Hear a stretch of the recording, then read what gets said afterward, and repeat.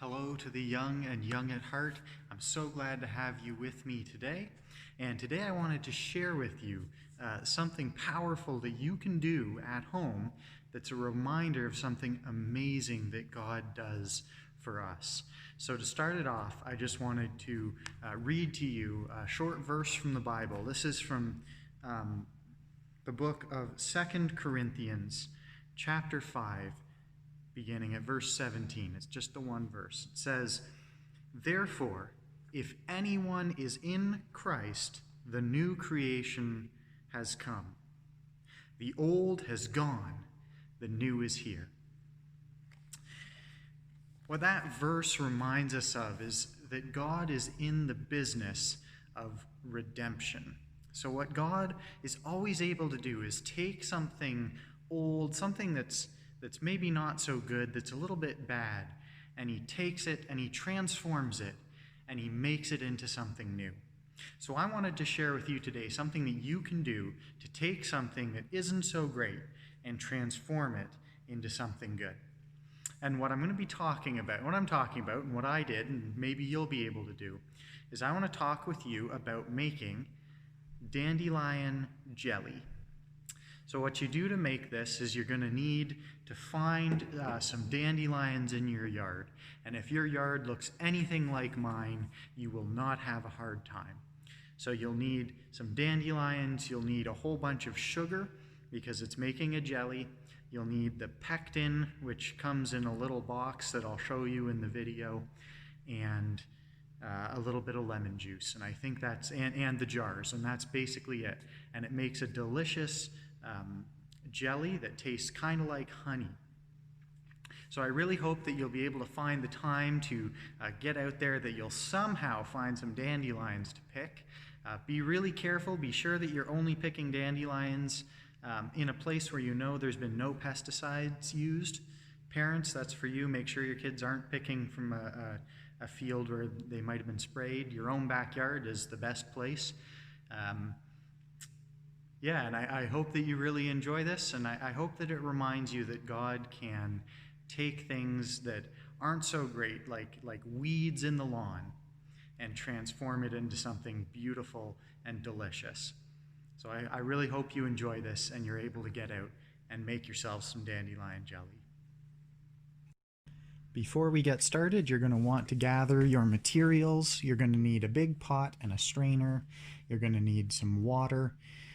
You're going to need the dandelions themselves. We'll get to those in a minute. And you're going to need 2 tablespoons of lemon juice, 1 package of powdered fruit pectin, and 4.5 cups of white sugar. You'll also need jars to put the finished product in. I ended up producing about 1.5 liters total of jam. Now that you've gathered all of your ingredients, there's a few special tools that might help you out as well. I have a canning funnel and a jar lifter. Neither of those things is strictly necessary, but they might help you out as you're making this. Now that you've got everything you need, you can get to picking. My one piece of advice, again, other than do not pick anywhere that there may have been pesticides sprayed, is to pick the biggest dandelions you can find. You know, the bigger your dandelions are, the better. Again, this is like God's redemptive message that sometimes the things that we think are the worst, those great, big, massive, ugly dandelions, are actually the best things for us. So God can redeem even the big, ugly dandelions, and so can you. Find the biggest dandelions you can and start picking them. Then what you're going to want to do is you're going to take the dandelion and you're going to pinch the end of it like so, and then using a pair of scissors, you're going to cut off just the base of the flower so that all you're left with are the yellow petals. You're trying to avoid as much of the green as possible because the green will add a bitter flavor that you don't want. A little bit of green is okay, but still, just chop off the base of that flower. You're going to want to gather it until you have about 4 cups of the petals. It seems like a lot at first, but if you get out there and it's a nice day and you're picking those big dandelions, it will go pretty quickly. You may want to recruit yourself a helper. I hope yours is more helpful than mine was.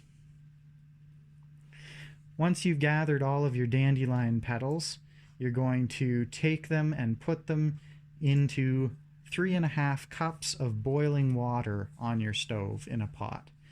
And you're going to boil them for just a little bit of time, and then you're going to turn the heat off and let it cool.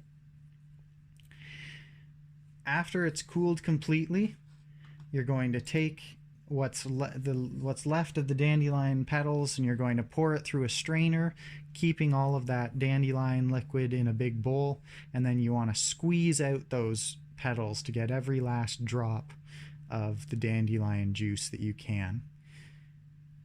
Once you've collected all of that water, you're going to want to measure out 3 cups of the water. That's all you're going to need, and you're going to need exactly 3 cups. And you pour it back into a large pot. You're going to add that 2 tablespoons of lemon juice and the entire package of powdery pectin, and bring it up to a rolling boil. Then you're going to add the 4.5 cups of sugar and stir that in. Keep an eye on it, because at this point it may start to foam up a bit on you like it did in my picture here. If that happens, just turn your heat down a little bit, or just lift the pot off the stove and the bubbles will go back down. You don't want it to spill over onto your stove. You want to make sure you use a great big pot, because if it gets on your stove, it makes a sticky, nasty mess. After you have boiled it for just a little bit of time, it only takes a minute or 2 at this level, then you're ready to put it into your jars. This is where the canning funnel I had earlier comes in handy. Once you've poured it into all of your jars and you put the lids on the jars, you're going to want to put them, with the lids on, into a pot full of boiling water and boil them for about 10 minutes or so. The reason you're boiling it like this is to make sure that the jars are sterile and that they'll be, you can keep them on your shelf and they'll be fine. Then after you've done that, if you have a jar lifter, you can use that to lift the jars out of the water and put them on a towel on your counter to cool off. You should hear the lids of the jars go ping when they are finally all cool. If you don't have a jar lifter, you can also just leave the jars in the pot overnight with the stove turned off so that it all cools down. And then the next morning, when they're all cooled down, you can take them out, you can crack one open and spread it on your toast and enjoy some nice dandelion jelly.